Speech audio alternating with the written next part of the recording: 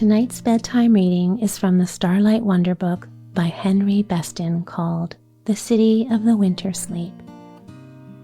This delightful tale follows the journey of Princess Theolette, who lives in a city that goes down into deep slumber during the winter months.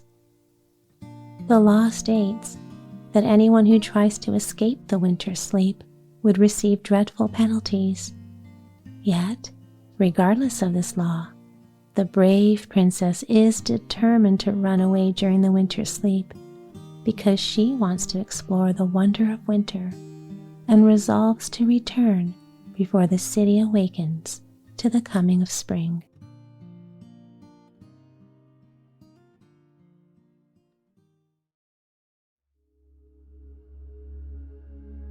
And so, as always, my friend, settling comfortably under the covers. And as you get all comfy on your soft, cozy bed, take a full, comfortable breath. And as you exhale, allow yourself to sink deeper into the comfort of your sleep space. Feel the weight of your body being fully supported.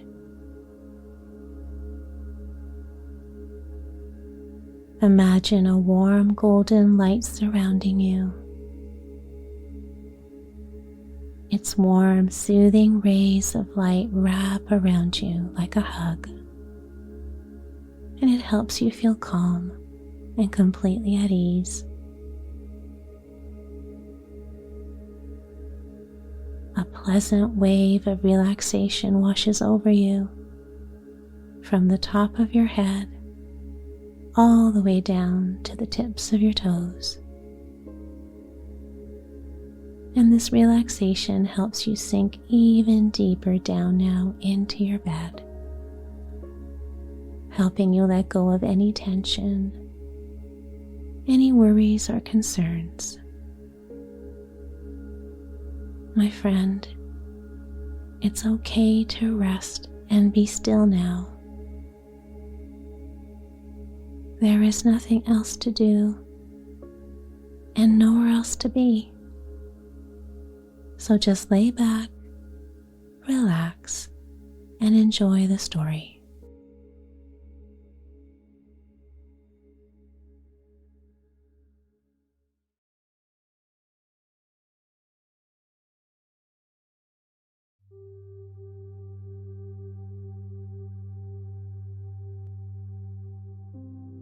Once upon a time, by the banks of a noble river flowing to the sea through a mountain-girdled plain, stood a city of the wisest people in the world.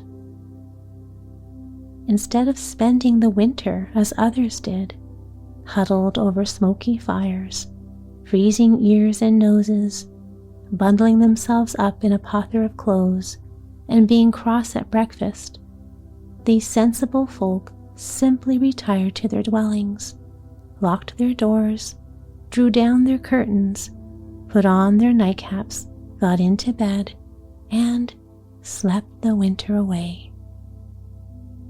The north wind howled there about the shuttered houses and woke no citizen from his dreams. In the empty marketplace and the silent streets, stainless and untrodden, lay the snow. But when the leaves were the size of a mouse's ear, and the singing birds had returned from their winter pilgrimage, the sleepy citizens would wake, rub their eyes, stretch their arms, and come yawning to open their windows on the sunlight and the spring. The king of this remarkable city, I must tell you, had 3 children, the 2 elder of whom were sons, and the youngest a daughter. Now, as occasionally happens, the 2 sons were models of royal deportment, whilst their sister, the slender, dark-haired and dark-eyed Princess Theolette, was as willful and spirited as a mountain bird.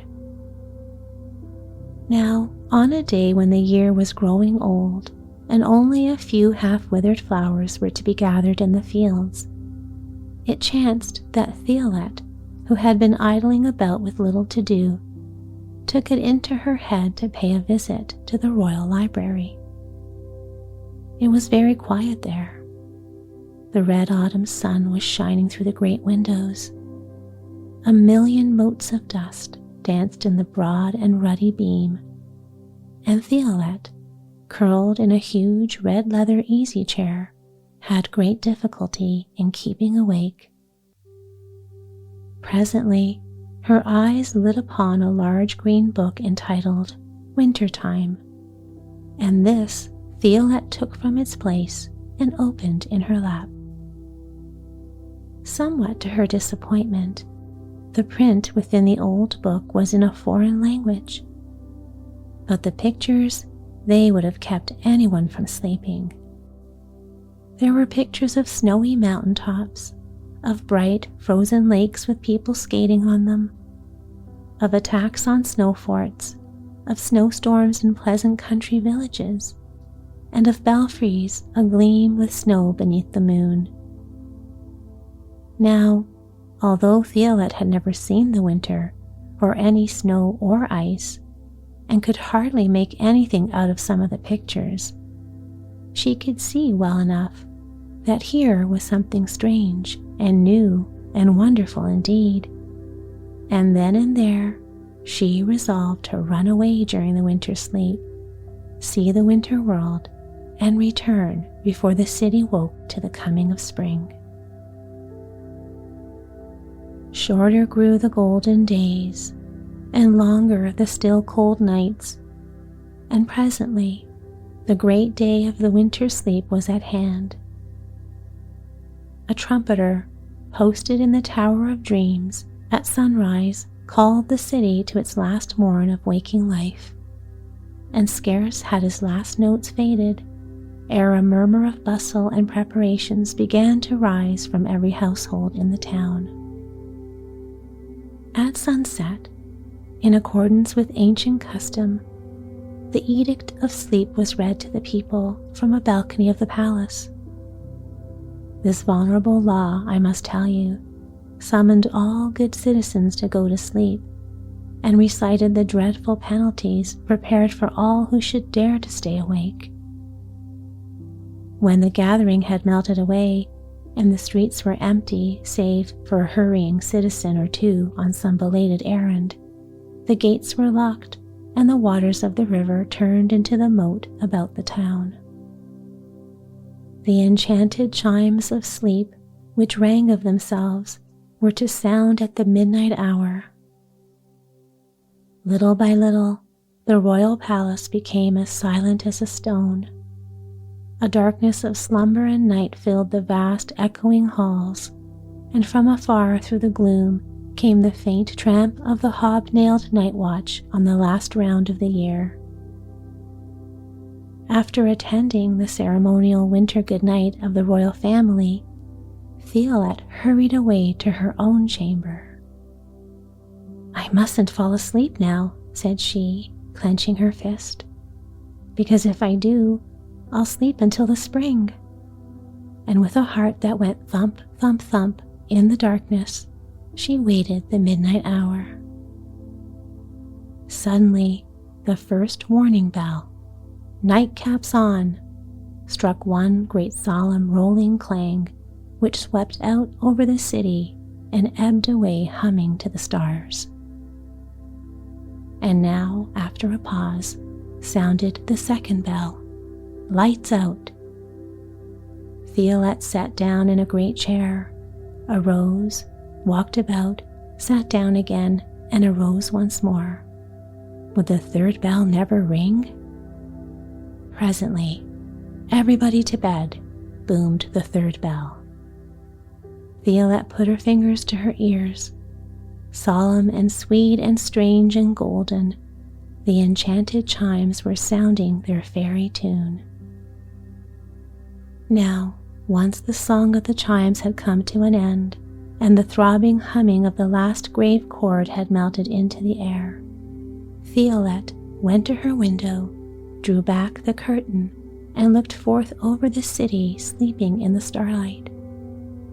How strange and still they were, those dark cities, winding like crooked brooks through banks of huddled roofs. Suddenly, the princess uttered a little cry of surprise. Far away across the sleeping city, in a little house by the wall, a yellow light was gleaming. And now the light moved, went from window to window, vanished, reappeared, and vanished yet again. Someone else was awake in the city. Who could it be? Puzzled, but not the littlest bit afraid, the princess went to her wardrobe and dressed herself as well as she could in a little red hunting dress and cap. Then, throwing her warmest mantle over her shoulders and taking a lighted candle with her, she made her way from her chamber down the great stairway to the palace door. Fantastic shadows leaped and swayed as the princess, holding aloft her taper, descended the long, broad flight, and somewhere a huge clock ticked on, solemn, dutiful, and forgotten. Opening the door gently, Theolette stepped forth into the dark street and hurried along it to the royal gate of the city wall. All seemed well. The gates were locked, and the drawbridge of the moat was lifted high above the black and starry waters. Standing motionless for a moment in one of the shadowy nooks of the giant portal, Theolette listened for a footfall or a sound, but heard only the sigh of the night wind and the ripple of water in the moat. Reassured by the silence, the princess lowered the drawbridge, unlocked the great gate with her father's own key, opened one vast swinging door, locked it behind her, and walked off bravely into the dark and lonely land. On the following morning, a little after the dawn, the princess arrived at a country town just over the frontier of her father's realm, and there she sought out the inn and made preparations for her runaway winter pilgrimage. From the host, a little white horse she purchased, and from the host's fourth son, who happened to be a tailor, a fine warm riding habit of country wool. Thus clad, away into the winter world galloped the adventurous Theolette. Of what befell her, you soon shall hear. And what a wonderful pilgrimage it was through the world of ice and snow. I wish I had time to tell you of all she saw and of all she did, of how the first snowstorm so pleased her that she almost lost her way in the whirl of the flakes, of her first look at a bit of ice, of her visit to the winter festival of the Fairy of the Snows, of how she danced the minuet at the polar bear's ball, and of how she rode Aldebaran, the skating horse, up and down the ice lakes of the wild. White as snow was this marvelous animal, and of blue leather edged with white were his saddle and bridle, whilst the skates he wore were of the blackest and shiniest adamant. You should have seen him skating over the lakes, his head held high, his long silky tail streaming in the wind. And Theolette thought, as she rode, of the old book in the royal library and of the city of the winter sleep far away, with the storm crying unheeded through its dream. And now the winter waned. A venturesome bird or two returned to rock on budding twigs. The earth began to turn from brown to green, and Theolette knew that she must hasten back at once. Alas, one pleasant morning, as she was nearing the borders of her father's land, a band of robbers suddenly sprang at her out of a wood, bound her securely, and hurried her to their castle with the intention of demanding a ransom. Once there, they pushed the princess roughly into a little cobwebby turret chamber, slammed and locked the heavy oaken door behind her, and left her to her thoughts. From her window in the turret, Theolette could see the high road leading toward the castle through the wooded lowlands and the broad winding stream of a mighty river, the very river, indeed, which flowed by the walls of the city of the winter sleep. With every warm and sunny hour, the spring was driving old winter from the land. The scales of tree buds were unsealing. Frogs were piping in tiny triumph from every marsh and pool, and there were pleasant earthy smells in the air. The spring awakening is surely close at hand, thought Theolette. What shall I do?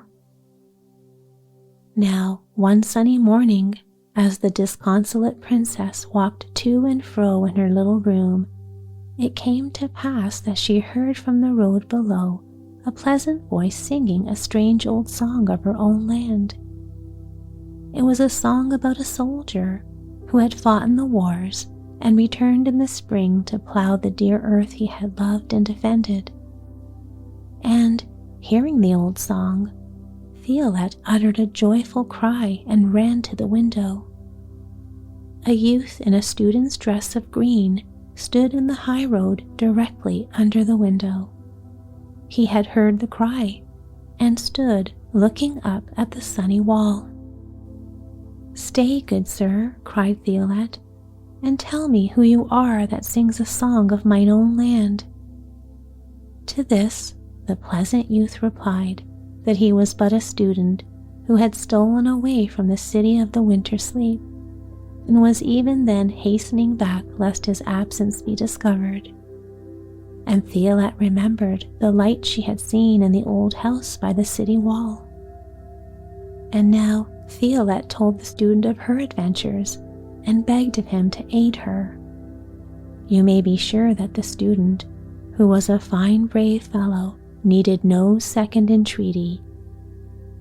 Being a clever youth as well as a brave one, he skillfully managed to lure the robbers away from the castle that very eve and fling a coiled rope to the princess.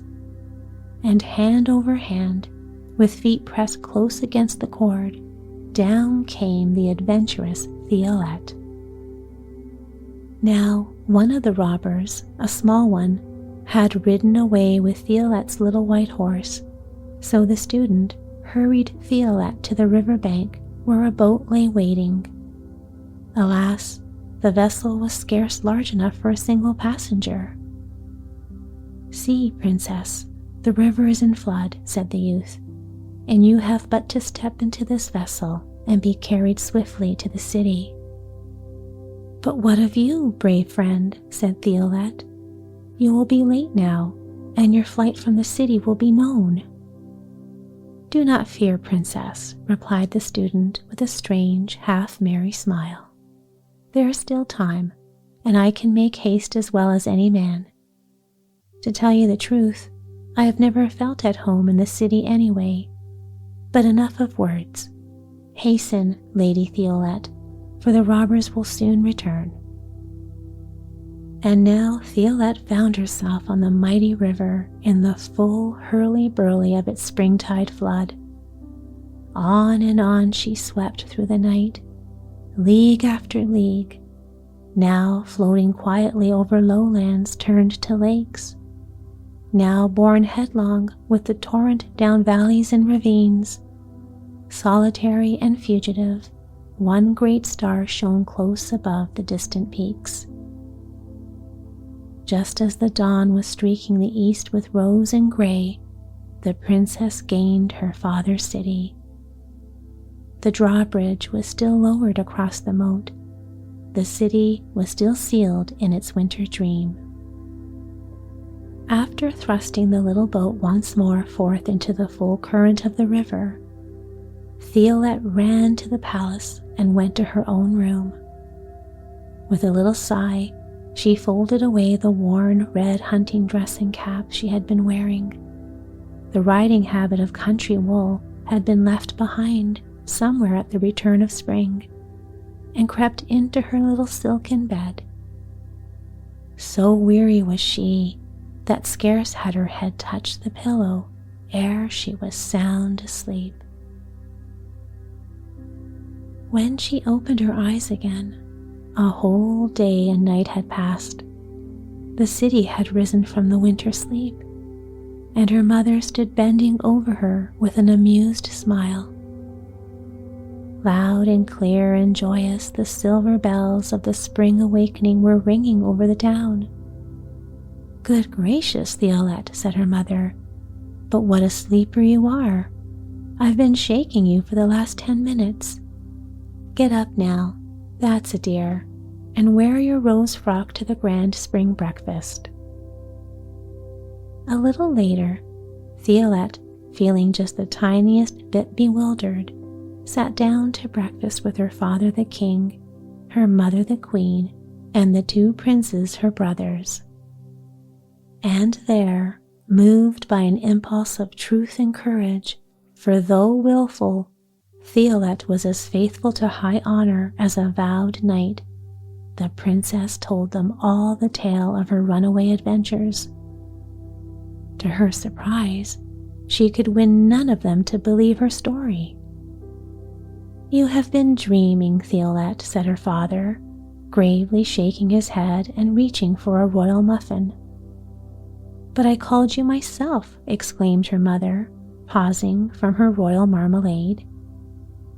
And as for Theolette's 2 brothers, they pretended that polite disbelief which young men find so delightfully irritating when teasing their sisters. Weeks passed. Spring followed winter into the cupboard of time, and Theolette could find no one to believe her story.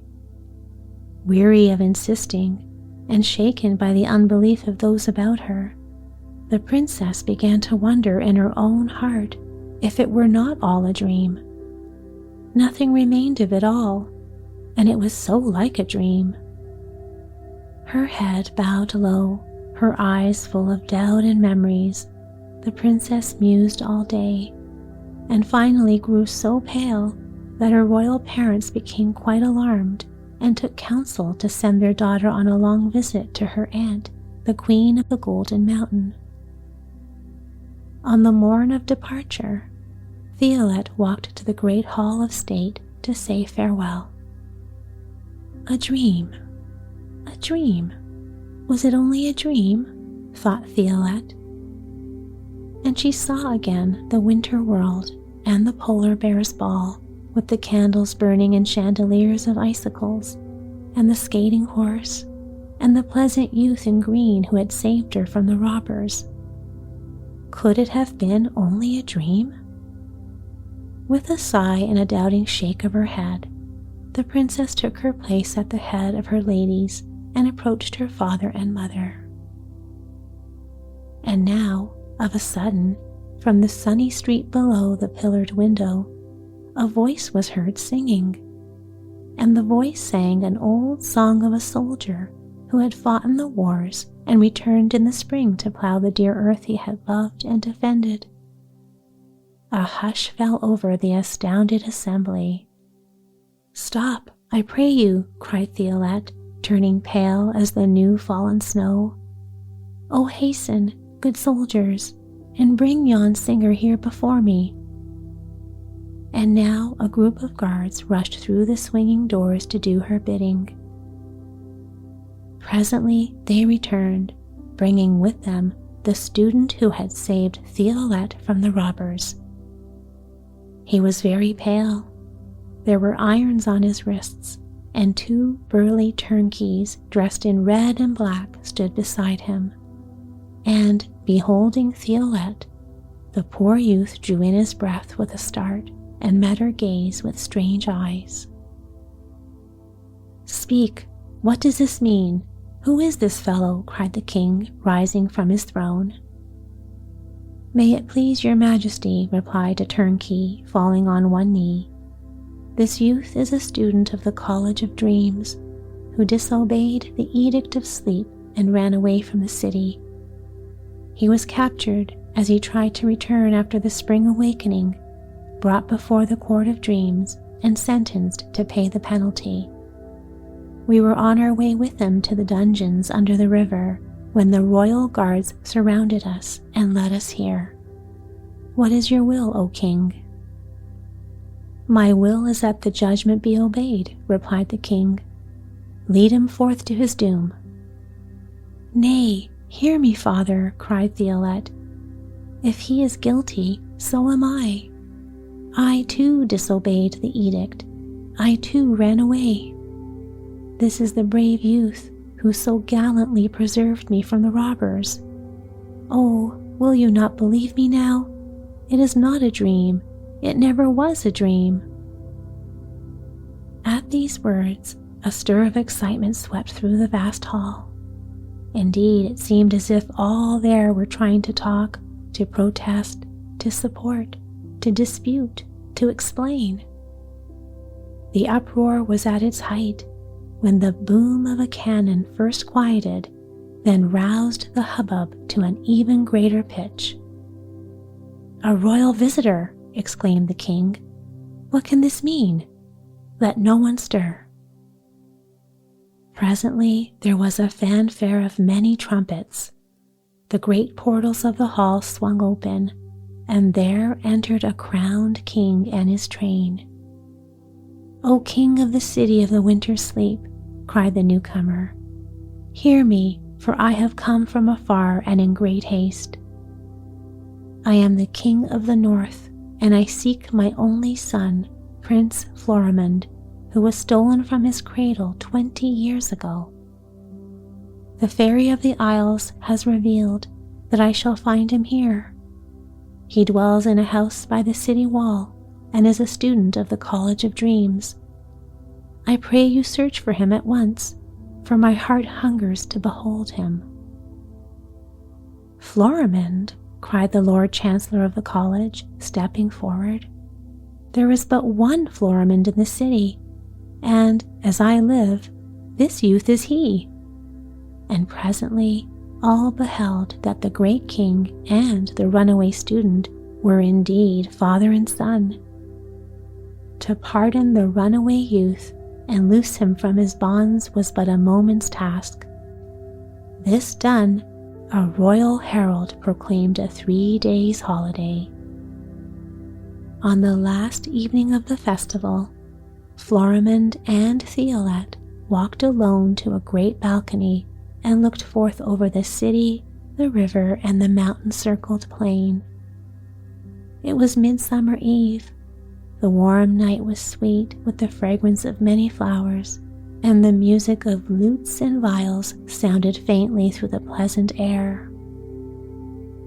"Was it a wonder that I ran away," said the prince, laughing, "when I wasn't born a winter sleeper?"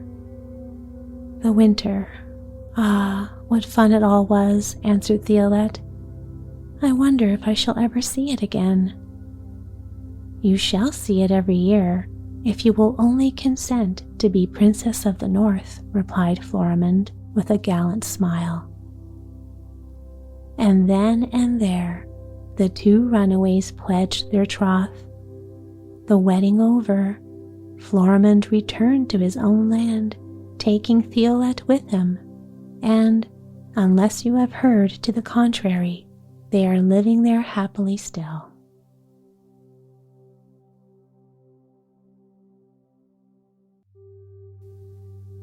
And as the story now comes to an end,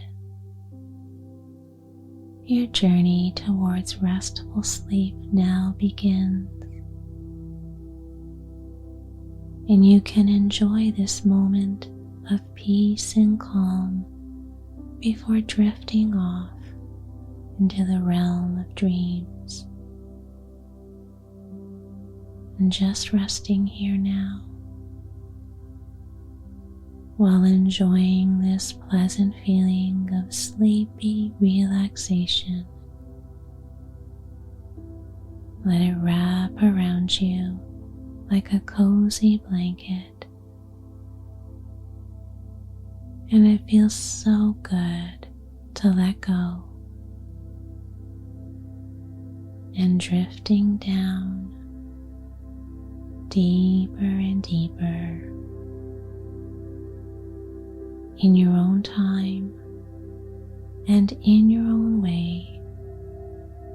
You can drift off into a restful sleep, and you will awaken feeling refreshed and wonderful in every way. And so, sweet dreams, my friend. Sleep well.